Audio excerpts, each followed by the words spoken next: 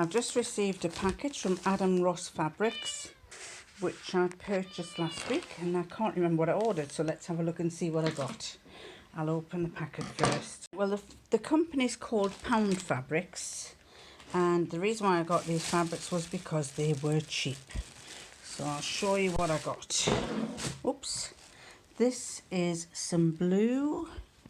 It's like a jersey. It's coming out a light blue, like a royal blue, but it's a very navy type of jersey. It's rather nice actually. It'll make nice t-shirts. That's the right side, and that's the wrong side. That is very nice fabric. And make a t-shirt or a nice dress or a pyjamas. And I got that.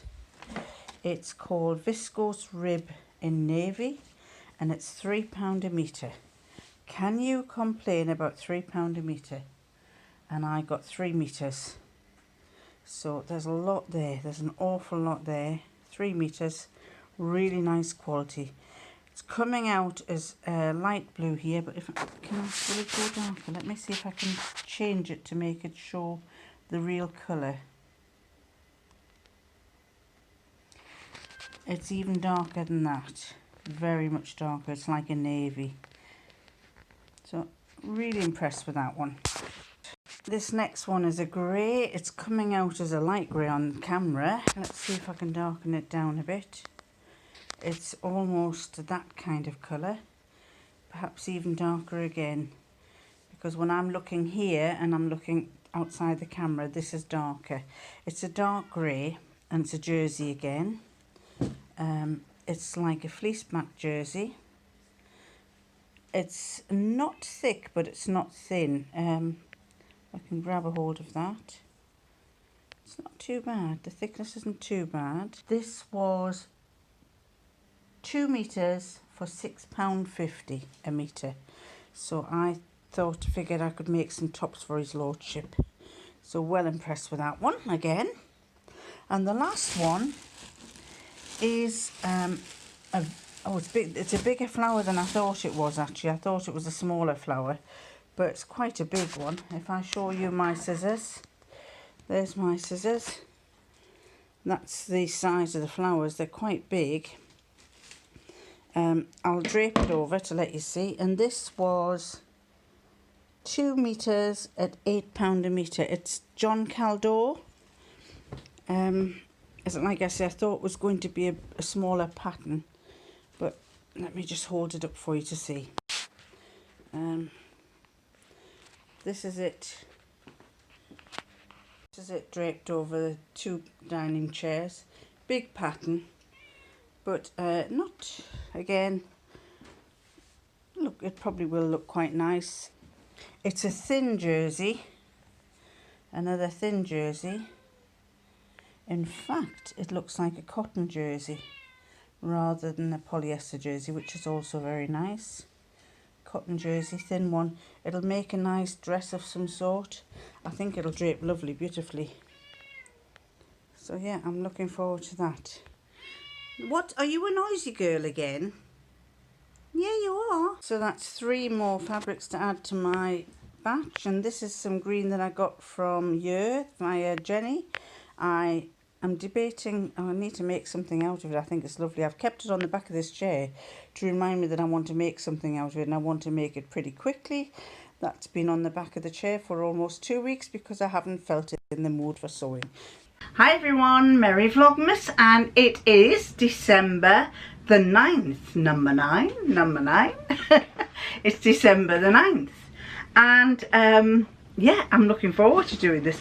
First of all, apologies, because last night's vlog, I didn't actually sit down to start uploading it until about 20 to 10, and in the end I had to give up and went to bed at midnight. I decided I was going to just go to bed at midnight, 11:45 I think it was, and when I got up in the morning we had work to do, and I quickly finished off what I could. But I've noticed when I replayed it, it's in spits and spots and bits and bots, and there's a bit missing here and there's snappy bits there, and it was because I had done far too much and I was trying to cut it down. I didn't want you to be watching too much. So apologies for that. And my battery is going to go dead in a minute, so I better change it yet again. Right, I've changed the angle a little bit to make it a bit easier. Let's see, hang on. There you go. Change the angle a little bit so I can see you better. Right, well, it's December the 9th and let's get on with our Vlogmas opening of the Advent calendar. And we are on hemline. We are on number 9. Ooh. I'll go that way. put you down a fraction there, that's it. Number 9, which is the one in the middle. Oh, it doesn't want to stay open there. The one in the middle. If I can get it out there. Right, the one in the middle is, are you ready? I better have to take my glasses off because I can't see close up. Ready? Da da la da la da. So oh hoopy joop. Is that right? So on hook and loop. So a hoopy joop, hoopy joop. Ooh. Do you know what it is? Didn't get this in the last one. Velcro. Velcro, 2 pieces of Velcro. So you've got the hook and the loop. Hoop-de-doop, hoop-de-doop. I'll have to call this, where's my hoop-de-doop? I love Velcro. Velcro's really good for using for all sorts of things. I put some on my pockets when my Minoru coat, which I made like a couple of years ago, which sad to say I haven't really worn very much, and every time I look at it in the wardrobe I think I've got to wear that because there's nothing wrong with it. It's just that I keep thinking, when I always look at it in the winter when I think it's a bit too, it's not thick enough for winter, and then in the summer I think, well, it's not really summer weather, we don't need it. So yes, I had, not that one, no, it wasn't that one, it was something else I made where I put little Velcro, I closed the pockets with Velcro. Oh, I know, it was a velvet top that I made, that I started off making it one size and I completely changed it, which is typical of me. And then we'll go on to the next one. And so the next one is L'Occitane, and let's see where number 9 is there. Number 9, 22. Oh, there's number 9. There's number 9. Can you see? Bring you down a bit.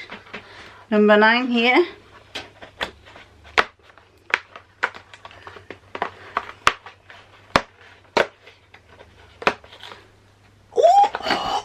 Oh, I've just used mine up of this. Oh, I think it is. If it's the one I think it is. I've just used my bottle up. Let me get it out. And I'll show. I think it is. I'm nearly sure it is. This is. Do you remember? Oh, do you remember I said I liked that one? The lemon oh, sorry, I got it upside down. The lemon vervein hand cream. Well, this is the same one, and it's vervein shower gel, and it's a little bottle. It has the most beautiful smell. So when I get in the shower and I put some onto my, I use those, what do you call them, like plastic balls that are all meshed up like a mesh. Can't remember what you call them. I use that and I put a little bit of this on, and oh, it's a lovely smell. It's lemon again. There's just something nice about lemon. Lemon shower gel. If you like lemon, you know, I like that. And so it's a lemon shower gel. And I'm just coming to the end of the one. The one I have, it's quite expensive. And the one that I have is only a fraction bigger than that. So that's not a bad little dosage there.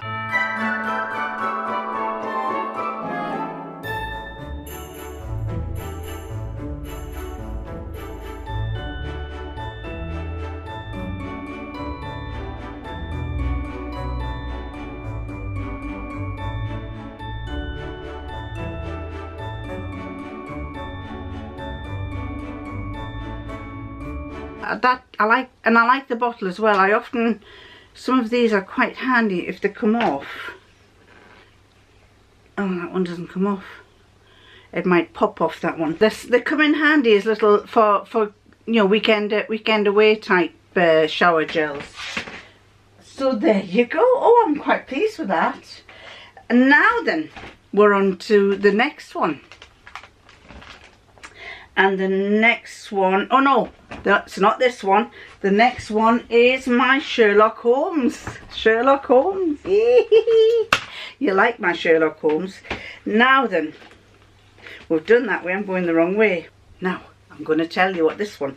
Ready for it? Here we go.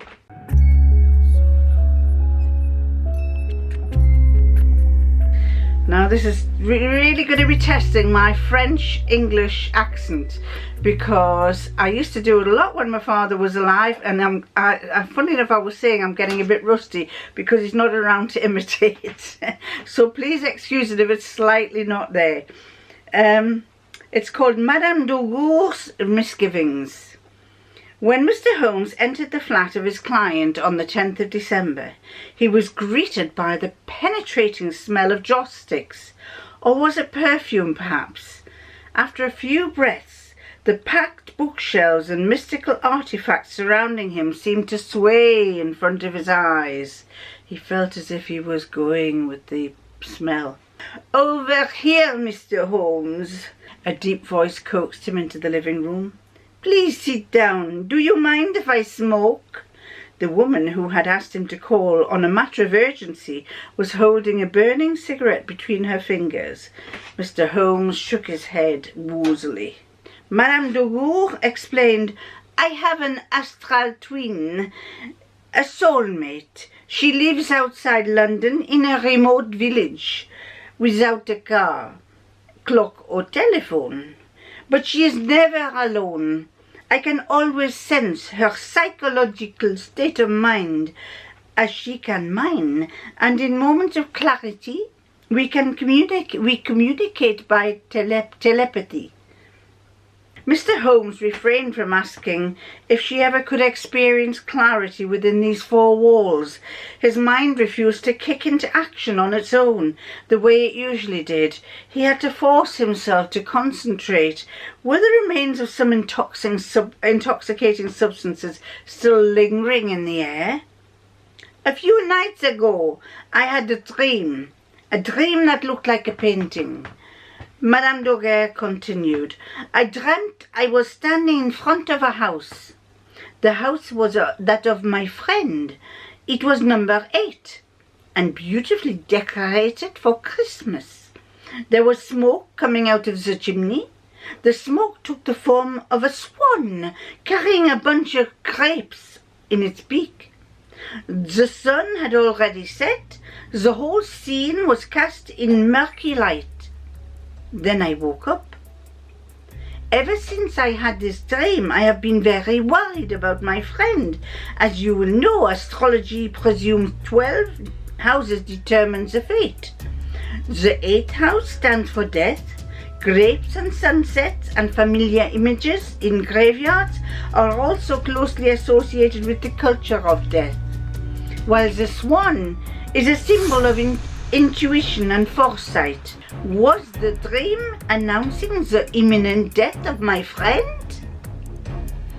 Now that's going to stop there, because you'll find out what Sherlock says when he eventually gets his head pulled together.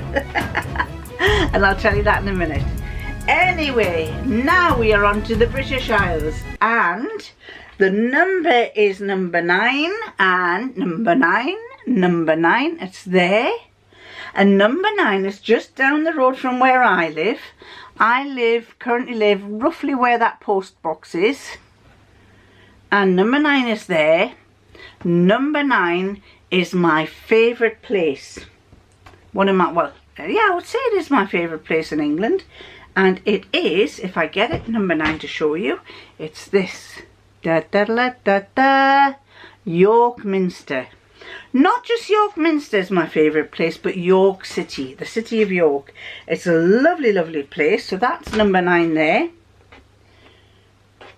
And it's just a lovely little town, and it's this. There's streets are a bit like the kind of streets. Well, I think the film part of Harry Potter in the streets, because they're tiny little streets. There's the shambles.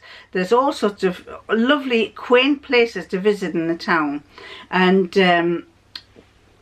His Lordship's son lives in York, so we don't go very often into York, but we do go round it, and when we drive back from their house, we have to go through York to get home, and it's lovely. And I keep saying to him, when we're retired, I'm going to go to York a lot more. And it's actually where we met, where His Lordship and I met Lorianne and her husband when she came over from Portland, Oregon, and we took them round the York Minster, and York Minster is the big cathedral. So, York Minster, it's not really York, this is for York Minster. York Minster, the current Gothic building of York Minster, was completed in 1472 and took over 240 years to build. Its famous rose window commemorates the end of the War of the Roses between the houses of York and Lancaster.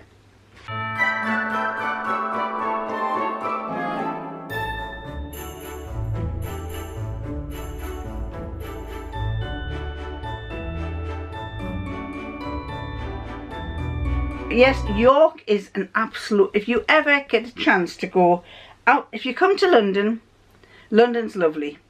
I love going to London, but when I get there I think, well, what am I going to do here? There's so many things I want to see, and you know, you've really got to plan ahead and decide on where you want to go and what you want to see. Obviously, if you're a sewer, you want to go to the area where you want to go to Liberties, or you want to go to, and I forget the name of the street, but that street, because it's full of fabric shops. But the other one is York and Edinburgh. Edinburgh, York and London, 3 places to go to. Other lovely places all over the country, but those 3 stand out for me. Probably because I live on that side of the country and these are all on this side of the country. Anyway, back to the Sherlock Holmes.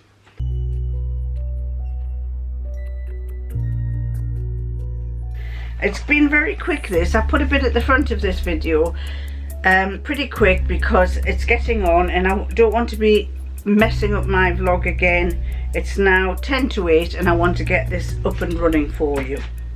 Madame de War, one part of your story does not add up. You never had that dream, did you?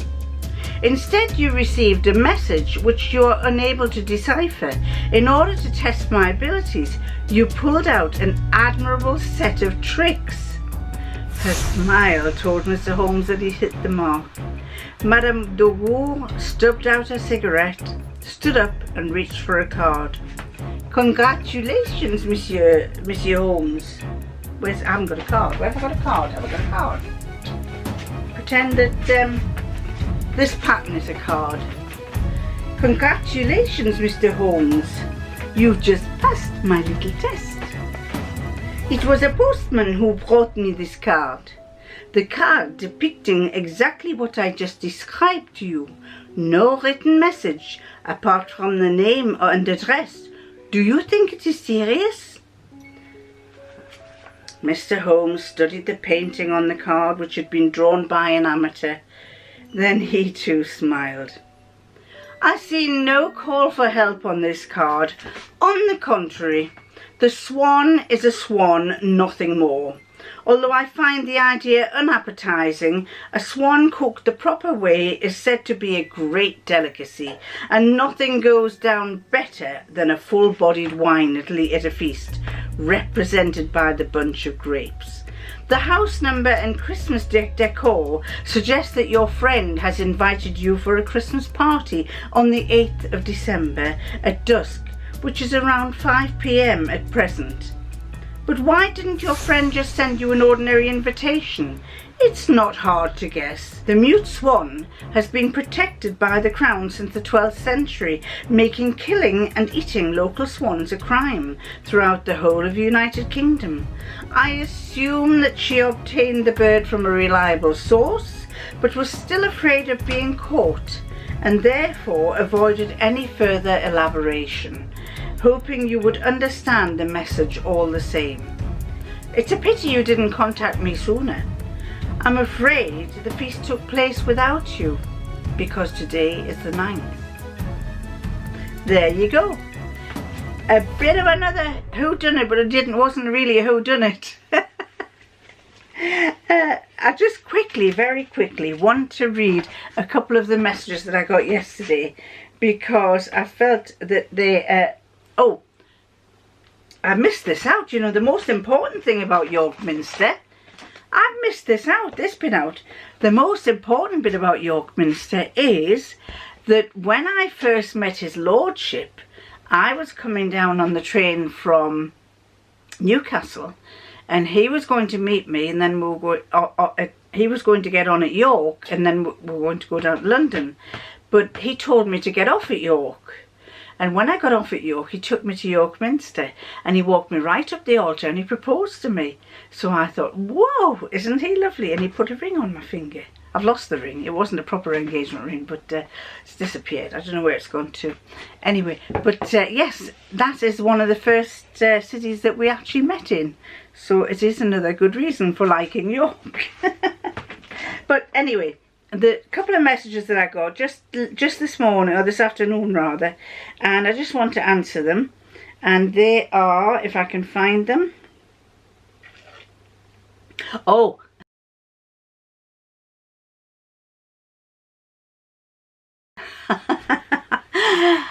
I wanted to, it's a bit late to show you this, but you could do it from the 12th, for the last 12 days of Christmas, because on Messenger has these weird photo things. You can change your face and do things. And I was sitting playing, I was watching a video, and I thought, I was thinking, oh, you know, I should really send my grandkids, because I'm not seeing them, I should send them a little, what about an advent calendar? And I watched on a YouTube video where somebody was making these little advent calendars, making these little bags and popping something in, and sweets and stuff, and then hanging them on a branch and sending them to giving them to their kids. And at first I thought, oh, I could do that, but instead I was sitting and I thought, I started playing around with my phone. And I'll have to clean it because it's a bit dirty on the front. But I started playing around with my phone, and I started seeing that you can contort your face with all these things.